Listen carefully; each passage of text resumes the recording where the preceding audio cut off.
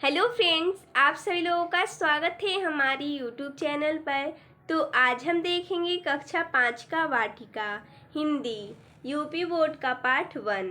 पाठ का नाम है विमल इंदु की विशाल किरणें। तो देखिए दोस्तों, जैसा कि हमने इस वीडियो में इस पाठ का संदर्भ, प्रसंग और व्याख्या लिया है, तो चलिए देखते हैं। सबसे पहले तो इसमें कुछ शब्दार्थ दिए गए हैं, इन्हें हम देखेंगे। दिया है अनादि। अनादि का अर्थ होता है जिसका कोई आरंभ न हो, हमेशा रहने वाला।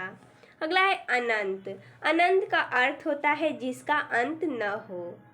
मनोरथ अर्थात मन की कामना या अभिलाषा। अगला है दयानिधि। इसका अर्थ होता है दया का भंडार या ईश्वर। चंद्रिका अर्थात चांदनी। स्मित का अर्थ होता है मंदहास या मुस्कान। प्रसार का अर्थ होता है फैलाव। निनाद का अर्थ होता है गुंजार और ध्वनि तरंग मलाय का अर्थ होता है लहरों के समूह। अब चलिए हम एक एक पंक्ति को पढ़ते हैं। विमल इंदु की विशाल किरणें प्रकाश तेरा बता रही हैं, अनादि तेरी अनंत माया जगत को लीला दिखा रही है।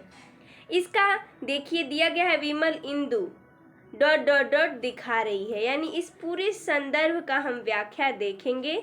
विमल इंदु डॉट डॉट डॉट दिखा रही है। इसका हम सबसे पहले संदर्भ देखेंगे, उसके बाद प्रसंग और उसके बाद व्याख्या। संदर्भ में आपको पता होगा क्या लिखते हैं, हम बता देते हैं। संदर्भ में लिखा जाता है कि जो पद्यांश दिया गया है वो किस पाठ्य पुस्तक से दिया गया, यानी उसके बुक का क्या नाम है, उसके शीर्षक अर्थात पाठ का क्या नाम है और इसके रचयिता कौन है, यानी इस जो कविता है उसको लिखे कौन है।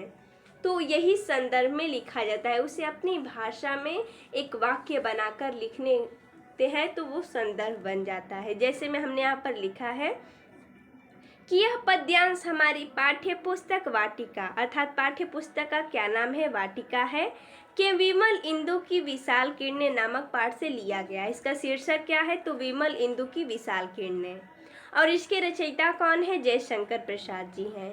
तो यहाँ पर ये हो जाएगा संदर्भ कुछ इस प्रकार। और प्रसंग में क्या लिखा जाता है, प्रसंग में वही लिखा जाता है जो कवि ने कविता के माध्यम से कहा होता है। तो इस पूरे कविता में कवि ने ईश्वर की महिमा का वर्णन किया है, तो यही हम प्रसंग में लिख देंगे। आगे व्याख्या में लिखेंगे कि कवि प्रसाद जी ईश्वर की महिमा का बखान करते हुए कहते हैं कि स्वच्छ चंद्रमा की उन्नत किरणें अर्थात चांदनी ईश्वर के प्रकाश को लक्षित कर रही है। ईश्वर की माया अनादि और अनंत है, यह हमेशा रहने वाली है और सारे संसार को ईश्वर का चमत्कार दिखा रही है। दूसरा है प्रसार तेरी दया का कितना, ये देखना हो तो देखे सागर, तेरी प्रशंसा का राग प्यारे तरंग मालाएं गा रही हैं। यहाँ से हम देखेंगे प्रसार तेरी डॉट डॉट डॉट गा रही हैं। संदर्भ वही रहेगा क्योंकि कविता हमारी एक ही है, सिर्फ पद्यांश अलग अलग हैं, तो इसका भी संदर्भ वही होगा। हम एक बार पढ़ लेते हैं कि यह पद्यांश हमारी पाठ्य पुस्तक वाटिका के विमल इंदु की विशाल किरणें नामक पाठ से लिया गया है। इसके रचयिता जयशंकर प्रसाद हैं।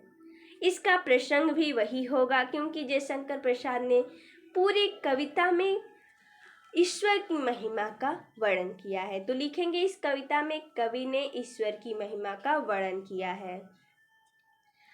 इसका व्याख्या हो जाएगा ईश्वर की दया का फैलाव अर्थात विस्तार कितना अधिक है, यह फैले हुए समुद्र को देखने से पता लगता है। वास्तव में भगवान दया के सिंधु हैं। सागर की लहरों के गान में ईश्वर की प्रशंसा के राग गाया जाना उद्देश्य है। अगला है पद्यांश। तुम्हारा स्मित हो जिसे निरखना, वो देख सकता है चंद्रिका को, तुम्हारे हंसने की धुन में नदियाँ निनाद करती ही जा रही हैं। ये रहा तीसरा पंक्ति। अब हम इस पंक्ति का देखेंगे जो कि दिया गया है तुम्हारा स्मित डॉट डॉट डॉट जा रही हैं, ये हो जाएगा पद्यांश।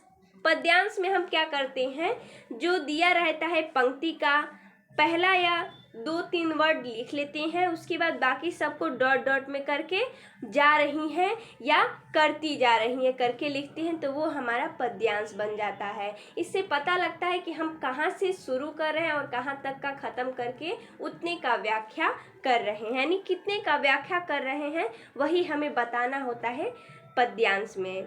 अब हम क्या करेंगे, संदर्भ लिखेंगे। यह पद्यांश हमारी पाठ्य पुस्तक वाटिका के विमल इंदु की विशाल किरणें नामक पाठ से लिया गया है। इसके रचयिता जयशंकर प्रसाद हैं। प्रसंग भी वही होगा। इस कविता में कवि ने ईश्वर की महिमा का वर्णन किया है और इसका व्याख्या हो जाएगा। कवि कहते हैं कि जिसे ईश्वर की मुस्कान देखनी हो वो चंद्रमा की चांदनी देखे। ईश्वर के हंसने की ध्वनि नदियों की लगातार कलकल करने की ध्वनियों में सुनाई पड़ रही है।